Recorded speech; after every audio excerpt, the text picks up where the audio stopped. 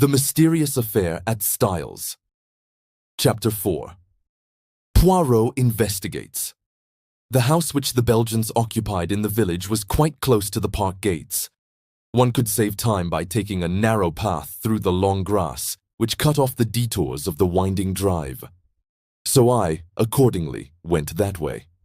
I had nearly reached the lodge when my attention was arrested by the running figure of a man approaching me. It was Mr. Inglethorpe. Where had he been? How did he intend to explain his absence? He accosted me eagerly. My God, this is terrible. My poor wife. I have only just heard. Where have you been? I asked. Denby kept me late last night. It was 1 o'clock before we'd finished. Then I found that I'd forgotten the latchkey after all. I didn't want to arouse the household, so Denby gave me a bed. How did you hear the news? I asked. Wilkins knocked Denby up to tell him. My poor Emily. She was so self-sacrificing, such a noble character. She overtaxed her strength. A wave of revulsion swept over me. What a consummate hypocrite the man was. I must hurry on, I said, thankful that he did not ask me whither I was bound. In a few minutes, I was knocking at the door of Leastways Cottage. Getting no answer, I repeated my summons impatiently. A window above me was cautiously opened, and Poirot himself looked out. He gave an exclamation of surprise at seeing me. In a few brief words, I explained the tragedy that had occurred and that I wanted his help. Wait, my friend. I will let you in, and you shall recount to me the affair whilst I dress. In a few moments he had unbarred the door, and I followed him up to his room. There he installed me in a chair, and I related the whole story, keeping back nothing and omitting no circumstance, however insignificant, whilst he himself made a careful and deliberate toilet. I told him of my awakening, of Mrs. Inglethorpe's dying words, of her husband's absence, of the quarrel the day before, of the scrap of conversation between Mary and her mother-in-law that I had overheard, of the former quarrel between Mrs. Inglethorpe and Evelyn Howard, and of the latter's innuendos. I was hardly as clear as I could wish. I repeated myself several times, and occasionally had to go back to some detail that I had forgotten. Poirot smiled kindly on me. The mind is confused. Is it not so? Take time, mon ami. You are agitated. You are excited. It is but natural. Presently, when we are calmer, we will arrange the facts, neatly, each in his proper place. We will examine and reject. Those of importance we will put on one side. Those of no importance, poof! He screwed up his cherub-like face and puffed comically enough, blow them away. That's all very well, I objected, but how are you going to decide what is important and what isn't? That always seems the difficulty to me. Poirot shook his head energetically.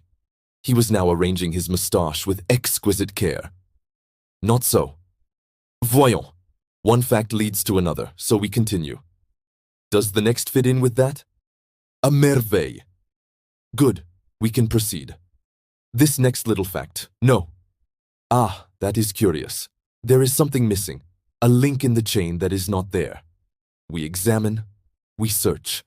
And that little curious fact, that possibly paltry little detail that will not tally, we put it here. He made an extravagant gesture with his hand. It is significant. It is tremendous. Why, yes, ah. Poirot shook his forefinger so fiercely at me that I quailed before it. Beware. Peril to the detective who says, "It is so small, it does not matter. It will not agree. I will forget it." That way lies confusion. Everything matters. I know. You always told me that. That is why I have gone into all the details of this thing, whether they seem to me relevant or not. And I am pleased with you. You have a good memory, and you have given me the facts faithfully. Of the order in which you present them, I say nothing. Truly, it is deplorable. But I make allowances. You are upset. To that I attribute the circumstance that you have omitted one fact of paramount importance. What is that? I asked. You have not told me if Mrs. Inglethorpe ate well last night. I stared at him. Surely the war had affected the little man's brain. He was carefully engaged in brushing his coat before putting it on and seemed wholly engrossed in the task. I don't remember, I said. And anyway, I don't see. You do not see? But it is of the first importance. I can't see why, I said, rather nettled. As far as I can remember, she didn't eat much. She was obviously upset, and it had taken her appetite away. That was only natural. Yes, said Poirot thoughtfully. It was only natural. He opened a drawer and took out a small dispatch case, then turned to me. Now I am ready. We will proceed to the chateau and study matters on the spot. Excuse me, mon ami. You dressed in haste, and your tie is on one side. Permit me. With a deft gesture, he rearranged it. Ça y est. Now, shall we start? We hurried up the village and turned in at the lodge gates. Poirot stopped for a moment and gazed sorrowfully over the beautiful expanse of park, still glittering with morning dew. So beautiful, and yet the poor family, plunged in sorrow, prostrated with grief. He looked at me keenly as he spoke, and I was aware that I reddened under his prolonged gaze. Was the family prostrated by grief? Was the sorrow at Mrs. Inglethorpe's death so great? I realized that there was an emotional lack in the atmosphere. The dead woman had not the gift of commanding love. Her death was a shock and a distress, but she would not be passionately regretted.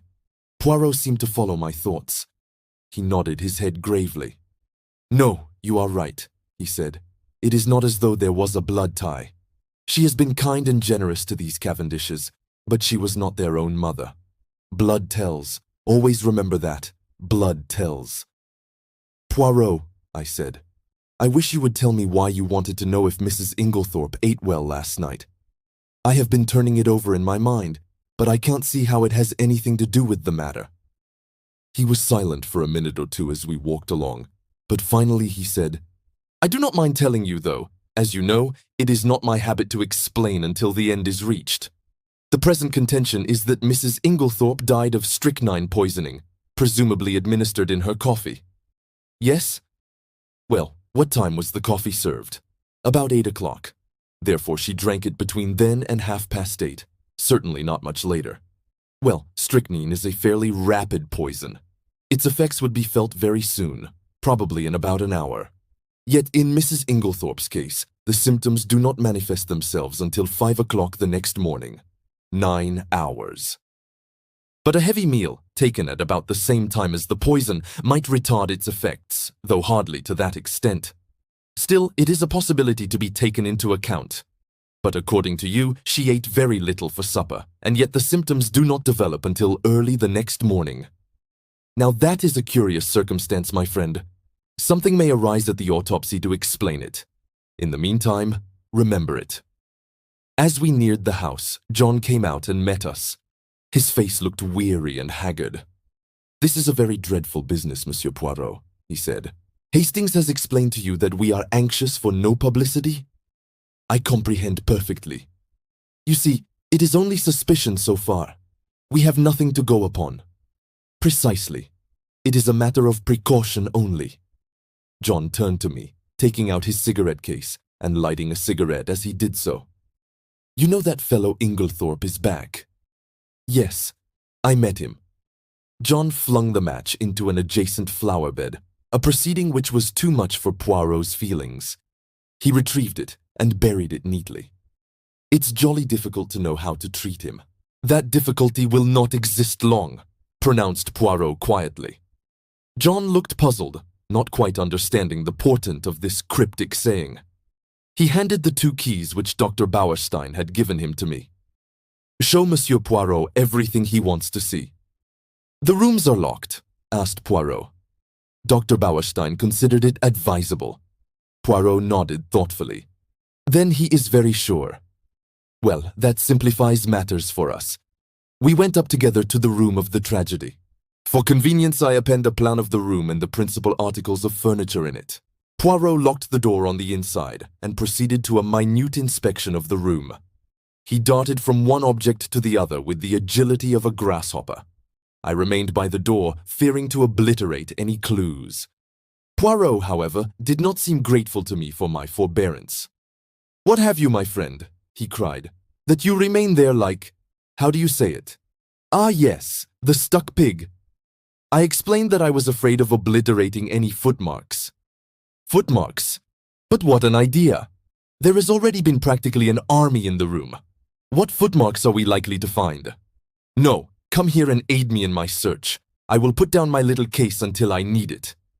He did so on the round table by the window, but it was an ill-advised proceeding.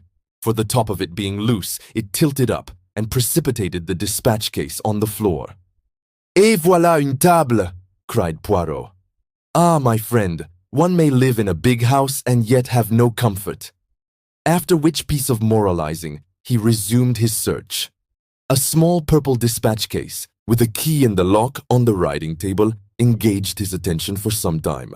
He took out the key from the lock and passed it to me to inspect. I saw nothing peculiar, however. It was an ordinary key of the Yale type, with a bit of twisted wire through the handle. Next, he examined the framework of the door we had broken in, assuring himself that the bolt had really been shot. Then he went to the door opposite leading into Cynthia's room. That door was also bolted, as I had stated. However, he went to the length of unbolting it and opening and shutting it several times. This he did with the utmost precaution against making any noise. Suddenly, something in the bolt itself seemed to rivet his attention. He examined it carefully, and then, nimbly whipping out a pair of small forceps from his case, he drew out some minute particle, which he carefully sealed up in a tiny envelope. On the chest of drawers there was a tray with a spirit lamp and a small saucepan on it. A small quantity of a dark fluid remained in the saucepan, and an empty cup and saucer that had been drunk out of stood near it. I wondered how I could have been so unobservant as to overlook this. Here was a clue worth having. Poirot delicately dipped his finger into liquid and tasted it gingerly. He made a grimace. Cocoa, with, I think, rum in it. He passed on to the debris on the floor, where the table by the bed had been overturned. A reading lamp, some books, matches, a bunch of keys, and the crushed fragments of a coffee cup lay scattered about. "Ah, this is curious," said Poirot. "I must confess that I see nothing particularly curious about it." "You do not? Observe the lamp. The chimney is broken in 2 places. They lie there as they fell. But see, the coffee cup is absolutely smashed to powder." "Well," I said wearily, "I suppose someone must have stepped on it." "Exactly," said Poirot in an odd voice. "Someone stepped on it." He rose from his knees and walked slowly across to the mantelpiece, where he stood abstractedly fingering the ornaments and straightening them, a trick of his when he was agitated. "Mon ami," he said, turning to me, "somebody stepped on that cup, grinding it to powder, and the reason they did so was either because it contained strychnine, or, which is far more serious, because it did not contain strychnine." I made no reply.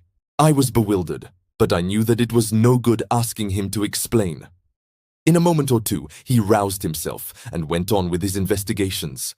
He picked up the bunch of keys from the floor, and twirling them round in his fingers, finally selected one, very bright and shining, which he tried in the lock of the purple dispatch case. It fitted, and he opened the box, but after a moment's hesitation, closed and relocked it, and slipped the bunch of keys, as well as the key that had originally stood in the lock, into his own pocket. I have no authority to go through these papers, but it should be done at once. He then made a very careful examination of the drawers of the washstand. Crossing the room to the left-hand window, a round stain, hardly visible on the dark brown carpet, seemed to interest him particularly. He went down on his knees, examining it minutely, even going so far as to smell it. Finally, he poured a few drops of the cocoa into a test tube, sealing it up carefully. His next proceeding was to take out a little notebook. "We have found in this room," he said, writing busily, "6 points of interest. Shall I enumerate them, or will you?" "Oh, you," I replied hastily. "Very well then. 1. A coffee cup that has been ground into powder. 2. A dispatch case with a key in the lock. 3. A stain on the floor." "That may have been done some time ago," I interrupted. "No, for it is still perceptibly damp and smells of coffee." 4. A fragment of some dark green fabric, only a thread or two, but recognizable. "Ah," I cried. "That was what you sealed up in the envelope." "Yes, it may turn out to be a piece of one of Mrs. Inglethorpe's own dresses, and quite unimportant. We shall see. 5. This. With a dramatic gesture, he pointed to a large splash of candle grease on the floor by the writing table. It must have been done since yesterday, otherwise a good housemaid would have at once removed it with blotting paper and a hot iron. One of my best hats once, but that is not to the point. It was very likely done last night. We were very agitated, or perhaps Mrs. Inglethorpe herself dropped her candle. You brought only one candle into the room? Yes. Lawrence Cavendish was carrying it, but he was very upset. He seemed to see something over here, I indicated the mantelpiece, that absolutely paralyzed him. That is interesting, said Poirot quickly. Yes, it is suggestive, his eye sweeping the whole length of the wall, but it was not his candle that made this great patch, for you perceive that this is white grease, whereas Monsieur Lawrence's candle, which is still on the dressing table, is pink. On the other hand, Mrs. Inglethorpe had no candlestick in the room, only a reading lamp. Then I said, "What do you deduce?" To which my friend only made a rather irritating reply, urging me to use my own natural faculties. "And the 6th point?" I asked. "I suppose it is the sample of cocoa." "No," said Poirot thoughtfully. "I might have included that in the 6, but I did not. No, the 6th point I will keep to myself for the present." He looked quickly round the room. "There is nothing more to be done here, I think, unless—" He stared earnestly and long at the dead ashes in the grate. "The fire burns, and it destroys. But by chance there might be. Let us see." Deftly, on hands and knees, he began to sort the ashes from the grate into the fender, handling them with the greatest caution. Suddenly, he gave a faint exclamation. "The forceps! Hastings!" I quickly handed them to him, and with skill he extracted a small piece of half-charred paper. "There, mon ami," he cried. "What do you think of that?" I scrutinized the fragment. "This is an exact reproduction of it."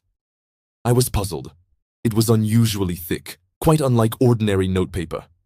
Suddenly, an idea struck me. "Poirot!" I cried. "This is a fragment of a will." "Exactly." I looked up at him sharply. "You are not surprised?" "No," he said gravely. "I expected it." I relinquished the piece of paper and watched him put it away in his case with the same methodical care that he bestowed on everything. My brain was in a whirl. What was this complication of a will? Who had destroyed it? The person who had left the candle grease on the floor? Obviously. But how had anyone gained admission? All the doors had been bolted on the inside. "Now, my friend," said Poirot briskly, "we will go. I should like to ask a few questions of the parlour-maid, Dorcas, her name is it not?" We passed through Alfred Inglethorpe's room, and Poirot delayed long enough to make a brief but fairly comprehensive examination of it. We went out through that door, locking both it and that of Mrs. Inglethorpe's room as before. I took him down to the boudoir, which he had expressed a wish to see, and went myself in search of Dorcas. When I returned with her, however, the boudoir was empty. "Poirot!" I cried. "Where are you?" "I am here, my friend." He had stepped outside the French window and was standing, apparently lost in admiration, before the various shaped flower beds. "Admirable," he murmured. "Admirable. What symmetry! Observe that crescent, and those diamonds, their neatness rejoices the eye. The spacing of the plants also is perfect. It has been recently done. Is it not so? Yes, I believe they were at it yesterday afternoon. But come in, Dorcas is here. Eh bien, do not grudge me a moment's satisfaction of the eye. Yes, but this affair is more important. And how do you know that these fine begonias are not of equal importance?" I shrugged my shoulders. There was really no arguing with him if he chose to take that line. "You do not agree? But such things have been. Well, we will come in and interview the brave Dorcas." Dorcas was standing in the boudoir, her hands folded in front of her, and her grey hair rose in stiff waves under her white cap. She was the very model and picture of a good old-fashioned servant.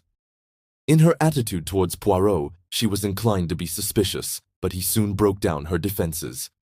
He drew forward a chair. "Pray be seated, mademoiselle." "Thank you, sir. You have been with your mistress many years. is it not so? 10 years, sir. That is a long time, and very faithful service. You were much attached to her, were you not? Oh, yes, sir. Whose else's could it be? Well, what happened next? Later I came back to the hall, but it was all quiet. At 5 o'clock, Mrs. Inglethorpe rang the bell and told me to bring her a cup of tea, nothing to eat, to the boudoir. She was looking dreadful, so white and upset. Dorcas, she says, I've had a great shock. I'm sorry for that, Mum, I says. You'll feel better after a nice hot cup of tea, Mum. She had something in her hand. I don't know if it was a letter or just a piece of paper, but it had writing on it, and she kept staring at it, almost as if she couldn't believe what was written there. She whispered to herself, as though she had forgotten I was there. These few words and everything's changed. And then she says to me, Never trust a man, Dorcas. They're not worth it. I hurried off and got her a good strong cup of tea, and she thanked me and said she'd feel better when she'd drunk it. I don't know what to do, she says. Scandal between husband and wife is a dreadful thing, Dorcas. I'd rather hush it up if I could. Mrs. Cavendish came in just then, so she didn't say any more. She still had the letter, or whatever it was, in her hand. Yes, sir. What would she be likely to do with it afterwards? Well, I don't know, sir. I expect she would lock it up in that purple case of hers. Is that where she usually kept important papers? Yes, sir. She brought it down with her every morning and took it up every night. When did she lose the key of it? She missed it yesterday at lunchtime, sir, and told me to look carefully for it. She was very much put out about it. But she had a duplicate key? Oh, yes, sir. Dorcas was looking very curiously at him, and to tell the truth, so was I. What was all this about a lost key? Poirot smiled. Never mind, Dorcas. It is my business to know things. Is this the key that was lost? He drew from his pocket the key that he had found in the lock of the dispatch case upstairs. Dorcas's eyes looked as though they would pop out of her head. That's it, sir. Right enough. But where did you find it? I looked everywhere for it. Ah, but you see it was not in the same place yesterday as it was today. Now, to pass to another subject. Had your mistress a dark green dress in her wardrobe? Dorcas was rather startled by the unexpected question. No, sir. Are you quite sure? Oh, yes, sir. Has anyone else in the house got a green dress? Dorcas reflected. Miss Cynthia has a green evening dress. Light or dark green? A light green, sir. A sort of chiffon, they call it. Ah, that is not what I want. And nobody else has anything green? No, sir, not that I know of. Poirot's face did not betray a trace of whether he was disappointed or otherwise. He merely remarked, Good, we will leave that and pass on. Have you any reason to believe that your mistress was likely to take a sleeping powder last night? Not last night, sir. I know she didn't. Why do you know so positively? Because the box was empty. She took the last one 2 days ago, and she didn't have any more made up.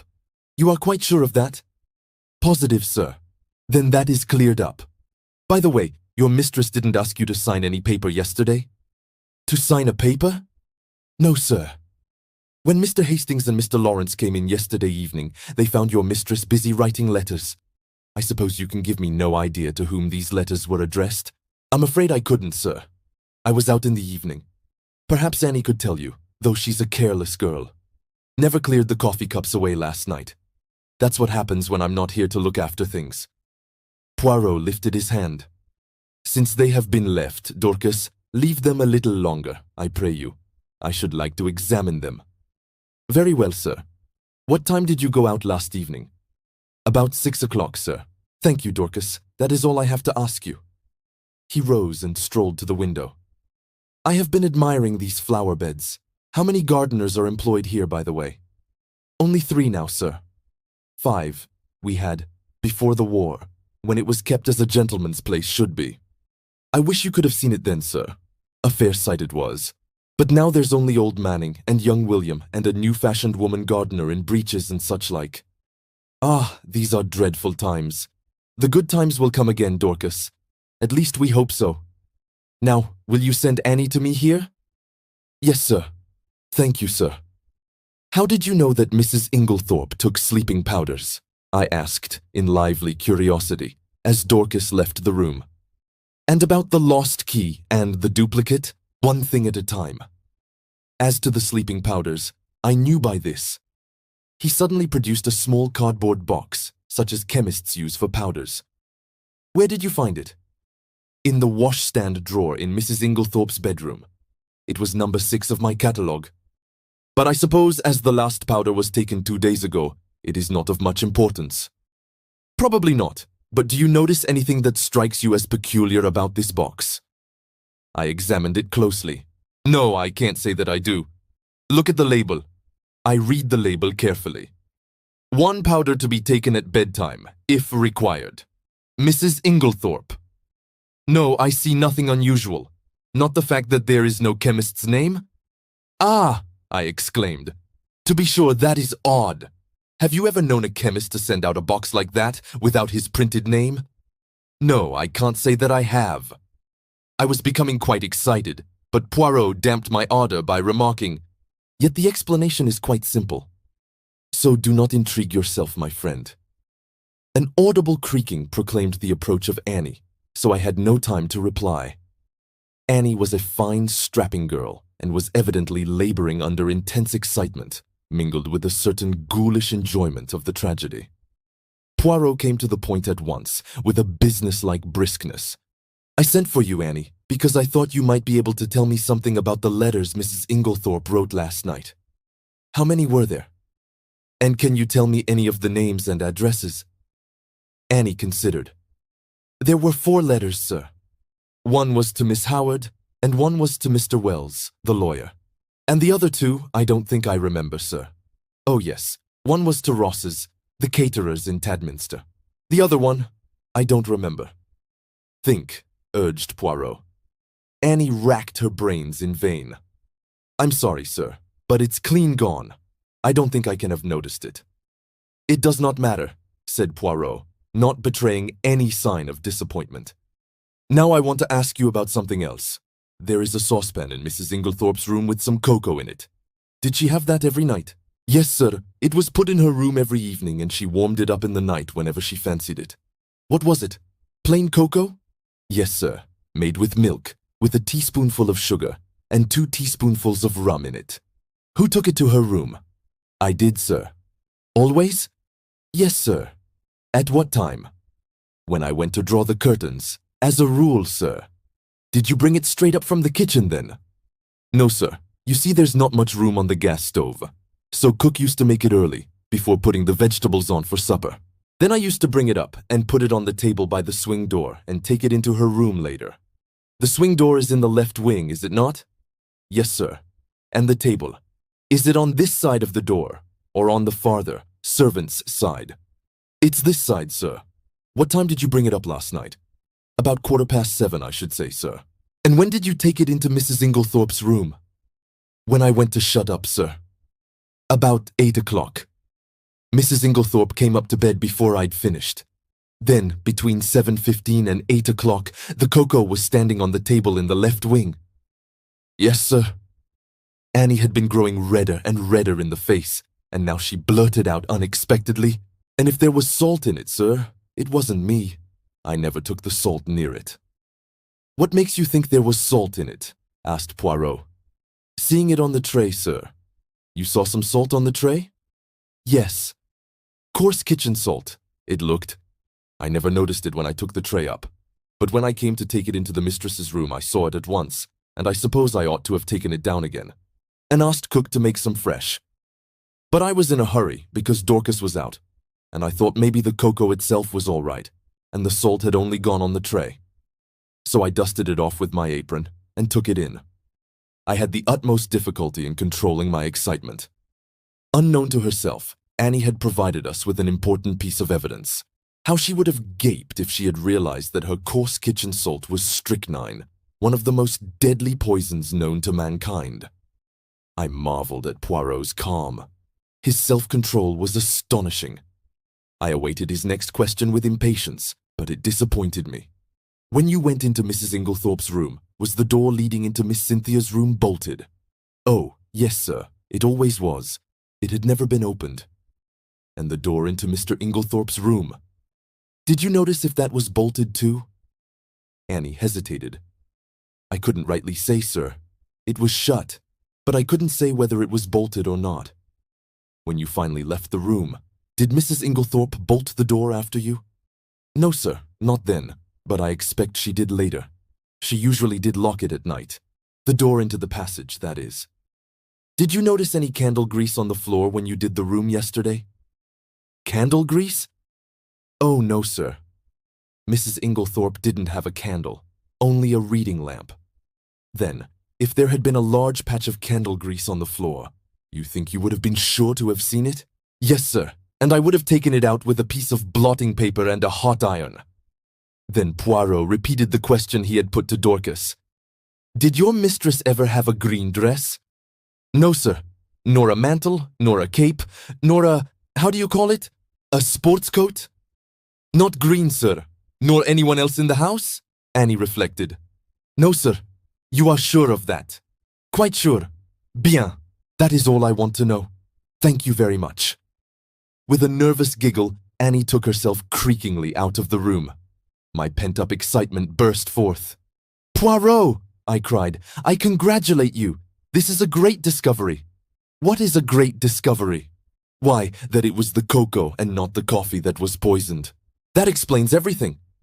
Of course, it did not take effect until the early morning, since the cocoa was only drunk in the middle of the night. So you think that the cocoa, what I say, Hastings, the cocoa, contained strychnine? Of course. That salt on the tray, what else could it have been? It might have been salt, replied Poirot placidly. I shrugged my shoulders. If he was going to take the matter that way, it was no good arguing with him. The idea crossed my mind, not for the first time, that poor old Poirot was growing old. Privately, I thought it lucky that he had associated with him someone of a more receptive type of mind. Poirot was surveying me with quietly twinkling eyes. You are not pleased with me, mon ami.